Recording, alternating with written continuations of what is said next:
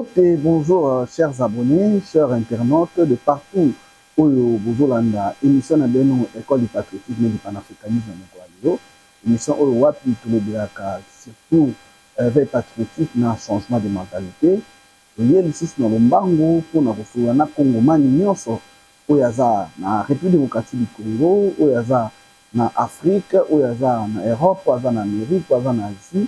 Oyaza partout où il y a un République démocratique du Congo, émission Oyo, et ça pour Nayo. Pourquoi? Parce que si on a dit que les Congolais n'y sont de partout à Zali Falamuka, et qu'est-ce qu'il doit faire pour que son pays puisse aller de l'avant? Machiavel disait que la paix est une arme efficace, c'est-à-dire mieux vaut être craint qu'être aimé. Un dirigeant, pour quelqu'un qui est censé occuper de grandes fonctions, na l'État, tout, na gouvernement, il faut tamboula selon ma principe. Pourquoi je l'ai dit? Tout simplement, chers Africains, chers Congolais, toujours remarqué, moi, laisser aller mon makasi, na chef, il y a dirigeant, il y a République démocratique du Congo, alors ici, nous n'allons pas citer nommément, mais nous allons beaucoup plus aller secteur par secteur pour que tout le monde a secteur mini jusque-là, moi, je vais laisser aller mon Bézali. Alors, vous devez frapper fort parce qu'il faut des fois créer la paix et pas battre nos soucis. Parce que ceux qui autorité de l'État, ils ont respecté, ils ont passé. N'importe qui peut se réveiller un matin, il peut chercher à vous défier. Et si vous n'arrivez pas à vous imposer en tant que responsable, ça sera très dangereux. Et vous n'aurez pas une considération par rapport aux gens que vous dirigez. Alors qu'en principe, tout ce que vous dirigez, est censé respecter. Non seulement respecter, mais surtout mettre en application l'instruction dans principe établi. Je l'ai dit tout simplement parce que tout c'est vrai. Participer soit que les cas d'aventure manquant ou les salamaks qui n'en a été dans le monde d'abord dans l'élément important.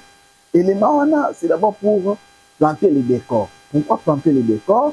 Tout simplement parce que on a remarqué, c'est comme si nous sommes Congolais toujours mis là. Les Congolais, c'est comme si vraiment tout commis na symptômes de Stockholm, ce qui est un problème sérieux. Donc, moi, les Congolais, qui étaient leurs bourreaux hier, et aujourd'hui, ces mêmes personnes veulent se prévaloir comme les sauveurs, et malheureusement, il y a une petite catégorie de Congolais qui veulent aujourd'hui faire accepter l'opinion, cette bêtise. Voilà pourquoi pour nous, ça ne passera pas. Nous, en tant que Congolais, nous, en tant que patriotes, nous n'allons pas admettre que cette bêtise puisse refaire surface. Ou soit aimer maman mouvement ya batou na baventure wana. Toyebi ke na mboka oyo. Après élection, oyo et Maki, président Félix Antoine Tshisekedi, na pouvoir, na 2019, vous allez vous rendre compte que après analyse de plus près, il y a beaucoup de choses oyo to remarquaki oyo et bimaki n'emploi ça. Ils ont plan na projet oyo Rwanda, Kabila, na Kagame et aussi leur patin Nanga Bazalaki Nango. Parce que ils se disaient que ils allaient vite effacer l'histoire de l'IDPS. Ils allaient vite mettre en parenthèse Félix Tshisekedi et l'IDPS en général. Mais vous devez comprendre une chose, chers Congolais, que l'homme propose, Dieu dispose. Ce qui nous amène à Pessinanu autorisation il y a eloko ekoma malgré tout le temps. Ce qui nous amène à rien ne marchera. Rien ne marchera. Voilà pourquoi, chers Congolais, avant que nous musika, nous avons un élément important. Nous avons un élément important. Comme ça, on a juste après, pour que, bota nini ezalaki plan, il y a Kabila, Kagame, na Corneille Nangaa. Et juste après ça, on compte siko na muzilo, il y a dossier na biso, oyo, tolungi, tosolola na ba Congolais, pona mukula lelo. Ce que j'ai découvert, c'était quoi? Ces gens, quand Félix Tshisekedi devient président en 2018, hein, 2018-2019, il y avait un plan. Le plan, c'était quoi? Soit on va les tuer dans quelques années, on va récupérer le pouvoir parce qu'il y avait une pression de la diaspora. C'est là où j'ai dit à la diaspora merci. Moi, j'ai découvert que c'est l'alternance politique qui s'est faite au Congo, c'est grâce à la diaspora. Dans mes recherches, là où j'étais, les manifestations de la diaspora, que ce soit à Paris, qui bloquaient les périphes, qui appelaient l'Élysée comme pas possible, qui en Belgique, au Canada, en Angleterre, partout, Washington, la diaspora a fait un sacré travail. Chapeau à la diaspora. Ce qui a permis l'alternance. Et quand il y a eu cette pression, les gens se sont arrangés, ils appellent ça les bureaux d'études. Ils ont étudié le peuple congolais, ils ont dit voilà, comme ils font la pression, on va faire semblant de l'air que un Congolais soit président. Quand le Congolais sera président, nous, ce qu'on va faire, on va tenter de l'assassiner. Si on n'arrive pas à l'assassiner, deuxième plan, ils ont créé cette rébellion. Nangaa n'est pas chef des rebelles. Vas-y à Goma aujourd'hui, descends sur Kigali, va à la frontière là, appelle Nangaa, dis-lui Nangaa, je suis ici, fais-moi entrer, s'il va te faire entrer. Il n'a aucun pouvoir. Tout se passe à Kigali. Il est papier, rien, zéro. Notre frère là, il est plus otage. Ils vont le tuer. La rébellion depuis Afdel jusqu'à aujourd'hui, je vais te dire une chose que vous ne savez pas, que moi j'ai découvert.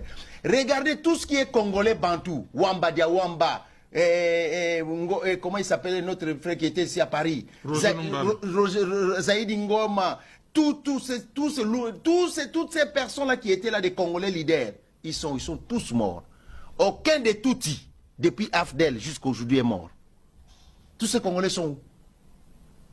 Regardez ça. Depuis qu'ils ont commencé à Afdel, tous les Tutsis qui étaient au début jusqu'à aujourd'hui, ils sont vivants.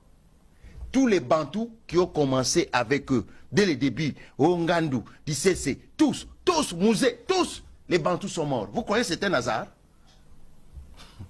Réveillez-vous les Congolais, ne rêvez pas. Et quand ils ont fait cette histoire, il y a des choses que j'ai laissé les gens lire. En fait, quand ils ont fait cette histoire des rébellions, ça je dois les dire, deuxième étape, c'était que on va faire la guerre à Félix Tshisekedi. Il va prendre l'argent, il va mettre dans l'armée, il ne fera pas le social. Et on va utiliser les politiques internes, les politicailles que j'appelle, les petites personnes, les petits esprits qui peuvent trahir leur pays pour un bonbon, pour un biscuit. On va les antiser et ils vont commencer à parler du social. Alors que lui, Tshisekedi et son gouvernement vont être à la guerre. Comme ils n'ont rien. D'abord, ils sous-estimaient que la guerre va faire quelque temps. Ils sont surpris du patriotisme des Ouazalendo des Congolais. Ça les a surpris. Parce que dans leur plan, c'était quelque chose qui ne va pas durer longtemps. Et que Tshisekedi va mettre l'argent dans les armes, va acheter des armes. Parce qu'une balle coûte $1, mon frère. Si on tire 1 million de balles par jour, c'est $1 million par jour, sans compter les militaires doivent manger, doivent boire. Nous parlons de 3 millions, 4, 5 millions, 6 millions par jour. Par mois, si on prend 6 millions multipliés par temps, 180 millions de dollars. Qu'est-ce que ça ne peut pas faire dans le social? On va prendre cet argent, on va mettre dans les armes, les sociales sera négligé et on va susciter des opposants, commencer à parler du social, ils ne parleront pas de la guerre. C'est ça qui se passe au Congo. Tous ces sont des marionnettes. Et la plupart, mon frère, mes frères là qui font des dégâts, ils ont été ministres, non? Oh, comment nous oublions comme ça? Ces gens ont été ministres. Kabila a été président pendant 18 ans. Ça, on appelle ça syndrome de Stockholm. Que les gens aillent voir c'est quoi le syndrome. Vous réclamez votre boulot. C'est Kabila qui a mené M23. Les jours papa Tshisekedi de rentrer à Kini ont tiré à l'aéroport à bout portant gens. C'est les M23, c'est prouvé, c'est écrit. Où est-ce que sommes-nous? Tous ces gens qui commencent à pavaner là au Congo, qui parlent, ils étaient ministres. Il y en a qui étaient ministres des plans. Qu'est-ce qu'ils ont fait à part leur ventre? Moi, je n'accepte pas d'être idiot. Moi, j'ai un cerveau, je préfère réfléchir. Et ces gens, leur plan est tenté de réussir. C'est comme ça, vous voyez, il y a des gens ici qui insultent, qui se sont arrangés pour commencer à accompagner ces gens-là. Et tous, ils reçoivent l'argent de Kigali. Comment on peut être à ce point? Regardez, on a arrêté plus de 30 généraux. Est-ce qu'ils ont vraiment réfléchi? Si vous faisiez ces coups d'État, vous tous, les 30, vous serez président de la République. Voilà comment les Rwandais jouent avec nous. 30 généraux ou plus, on vous embarque, les Rwandais veulent que vous preniez le pouvoir pour que qui soit président de la République. Voilà comment on nous dit. Après, on va vous tuer. Les Bantous qui ont commencé depuis Afdel jusqu'à aujourd'hui à la rébellion de RCD Goma, toutes les rébellions là, tous ils sont morts. Les Tutsis qui ont commencé, ils sont toujours vivants. C'est pas un hasard. Les plans est bien ourdi. Et là, nous, tout l'argent de la République va en guerre, les social est négligé, on prend les politiciens qui ont été ministres, qui ont eu des fonctions, qui n'ont rien fait ni pour toi, ni pour moi, ni pour nos mamans, et on leur dit, voilà, parlez du social, comme ça vous antisez le peuple, comme ça nous, on prend le pays. Voilà, c'est comme ça que ça se passe les choses. C'est ça le plan. Est-ce que moi, en tant que Congolais, je n'entre pas dans ce jeu-là? J'espère, chers Congolais, vous l'avez lu, analyse, il y a des journalistes qui ont un peu pour expliquer presque ce que nous voulons aujourd'hui parler avec vous. Chers Congolais, nous avions vu dans ces pays comment est-ce que nous avions été presque colonisés dans notre propre terre, au point que c'était presque du calvaire. Et malheureusement, il y a des hommes qui se présentent comme courageux, ou après avoir fait du mal au peuple congolais, aujourd'hui ils se permettent, il y a pour mettre en place un mouvement où ils ont fini la même. Les Congolais, nous sauvons la RDC. Et qui est à la tête de cette aventure, c'est Joseph Kabila, cet homme qui était président de la République pendant 18 ans, il n'a presque rien fait en République démocratique du Congo pendant ces 18 ans de pouvoir. Lui qui a détruit tout, la culture, en passant par l'économie, l'éducation, recherche scientifique, technologie, tout, les entreprises publiques, n'en parlons pas.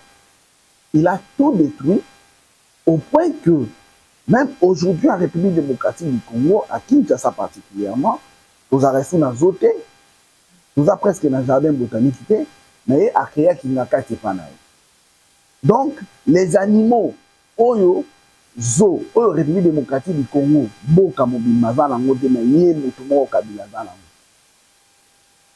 dans le niveau, Oyo a détruire Boka. Mais aujourd'hui, parce que cet homme, ça a été prouvé noir sur blanc, qu'il est de mèche avec l'AFC M23, qu'il est téléguidé ou télécommandé par Kagame, et qu'il a été poursuivi par le gouvernement, plus particulièrement par la justice congolaise, et que ces derniers plutôt, a fait en sorte que ce dernier soit condamné. Il a été condamné, il doit apprécier subir sa sentence, et il y a des Congolais qui, autrefois, étaient totalement contre lui, mais se sont permis aujourd'hui, chers frères congolais, ils se sont permis, basala ensemble, parce que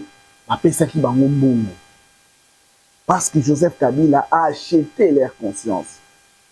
Et ces gens-là sont allés à Nairobi partiser contre la République démocratique du Congo parce que le fait déjà de choisir Joseph Kabila, lui qui est condamné par la justice congolaise, de lui choisir comme dirigeant de cette plateforme qu'ils ont mise en place, en principe, c'est ce qu'on appelle défier la République démocratique du Congo. Donc, ils ont défié l'État congolais. Ils ont défié l'autorité de l'État. Et je pense qu'en réalité, ce qu'ils ont fait là, c'est inadmissible. Cela revient à dire que tous ceux qui ont participé à cette messe noire contre la République démocratique du Congo et qui sont en réalité, ou qui devraient en réalité rentrer au pays, ils devaient être interpellés ou sinon être mis en prison. Parce que des fois, toujours l'immaté, on veut aujourd'hui nous faire croire que ces gens-là doivent se comporter comme ça parce que nous sommes dans la démocratie. Non. La démocratie, on parle de liberté et non de libertinage. Quand l'État prend une décision concernant une personne et qu'il y a un groupe de gens qui sont contre la décision de l'État, automatiquement, tous ces derniers sont contre l'État. Et cela signifie que l'État doit prendre des décisions appropriées par rapport à cette rébellion. Parce que c'est une rébellion contre la République démocratique du Congo. Parce que comment expliquer un condamné? Un condamné, quand tu es déjà condamné, tu ne peux pas faire la politique. Quand tu es condamné, il y a des restrictions par rapport à tes droits. Mais on veut nous faire croire que le condamné est là pour jouer les rôles de l'opposition en République démocratique du Congo. Non, ça c'est du n'importe quoi. Ça c'est du n'importe quoi.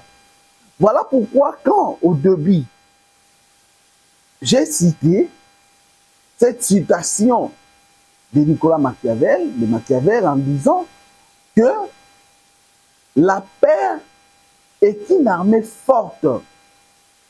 Donc mieux vaut être craint qu'être aimé. Oui, c'est vrai.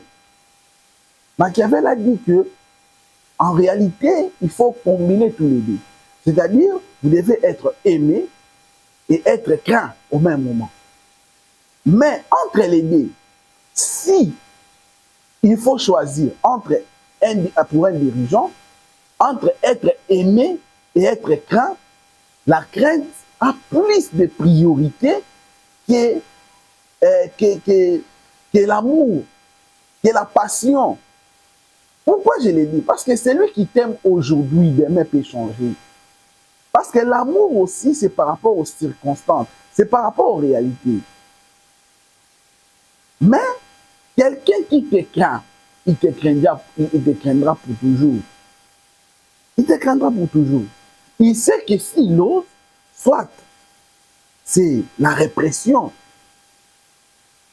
Et là, je ne vais pas parler, je ne pousse pas la République à se comporter en tyran. Non. Je ne veux pas que la tyrannie puisse être une mode de gestion. Non. Mais ma réflexion est laquelle? Que l'État congolais doit se faire respecter. S'il y a des décisions qui ont été prises pour l'intérêt de la République démocratique du Congo, ces derniers doivent être exécutés à la loupe. Et cette exécution-là ne doit pas être maquillée, non. Non, nous devons laisser assez. Non, non. Ce qui est mauvais, d'interdire, par exemple, que quelqu'un qui est dans ses droits, qui puisse s'exprimer. Là, non. Mais néanmoins, l'État congolais a remarqué qu'il y a un Congolais qui s'est méconduit. Il a fait une haute trahison en République démocratique du Congo. Et que ce dernier a été condamné. Mais il y a des gens qui se permettent d'aller en Nairobi, mettre en place un mouvement, lui choisir lui comme responsable.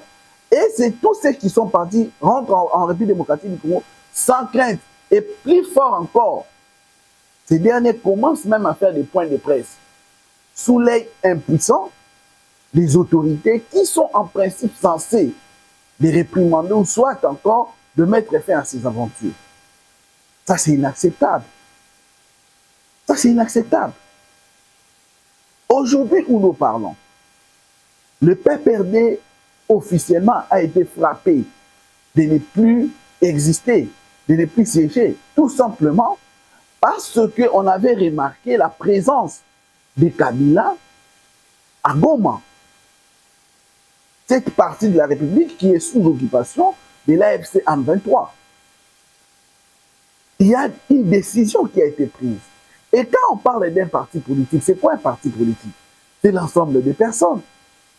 Mais comment expliquer les mêmes personnes qui sont interdites de faire la politique sous casquette du PPRD, mais ces derniers se permettent de faire des points de presse sous l'autre casquette de Sauvons le Congo? Non.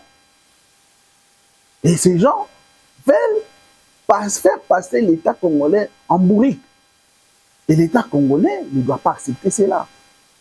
L'État congolais doit mettre fin à ses aventures.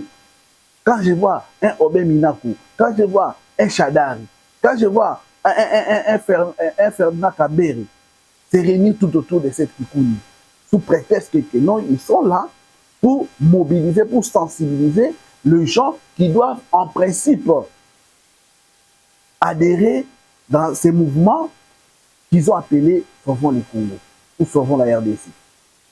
Malheureusement, vous acceptez l'apogée de quelqu'un qui est condamné par la justice congolaise, mais vous laissez l'apogée de ses ambitions démesurées, que ça puisse vraiment prendre le devant, même à l'intérieur du pays.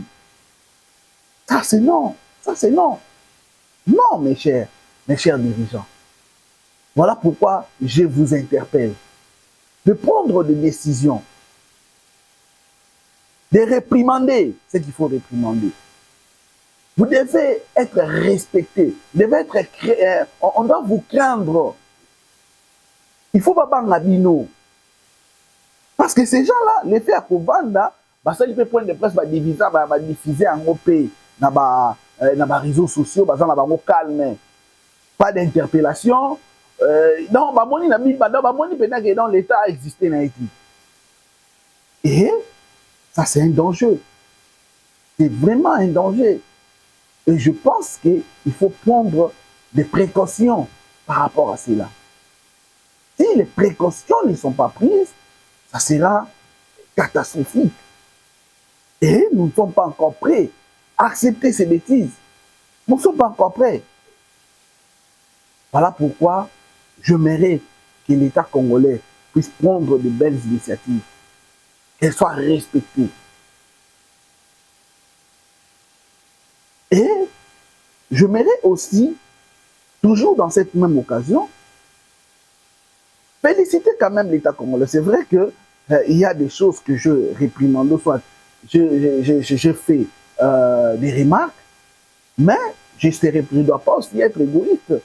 Parce qu'il y a aussi des côtés positifs que nous avons remarqués au gouvernement congolais, entre autres, par exemple, c'est que le ministre, les VPM, les VPM de la défense, Guy Mwandavita est en train de faire.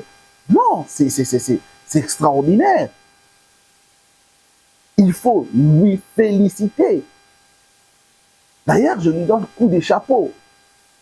Au début, beaucoup de gens l'ont minimisé. Beaucoup de gens ont voulu dire que c'est un infirmier, c'est quelqu'un qui ne maîtrise pas cet rouage. Mais aujourd'hui, où en sommes-nous? Aujourd'hui, il est en train de faire des choses de façon que même ceux qui l'ont précédé ne l'ont jamais fait. Et rester silencieux sans lui féliciter, c'est la frise de la mauvaise foi. Voilà pourquoi je m'aimerais lui féliciter. Parce qu'aujourd'hui, dans le ligne de front, les langages ont changé. Hein. Avant, FCM 23 était orgueilleux. Ils avaient des ambitions démesurées. Ils disaient qu'ils seront à Kinshasa. Ils vont fêter la fête de l'indépendance à Kinshasa. Surtout après la chute de Goma et Bukavu. C'était l'excès des ailes de leur part. Mais aujourd'hui, le langage a changé. Aujourd'hui, nos militaires, le Wazalendo, se comportent très bien sur les fronts. Et là, nous devons aussi rendre hommage à notre FRDC. Parce que quand les choses marchent bien, il faut les dire haut et fort. Et quand les choses aussi ne marchent pas, il faut toujours dire. Mais cette fois-ci, les choses marchent très bien. Et du côté de la FARDC, et du côté de nos frères Ouazalendo, et même de nos partenaires. Voilà pourquoi nous sommes très fiers de ce travail-là.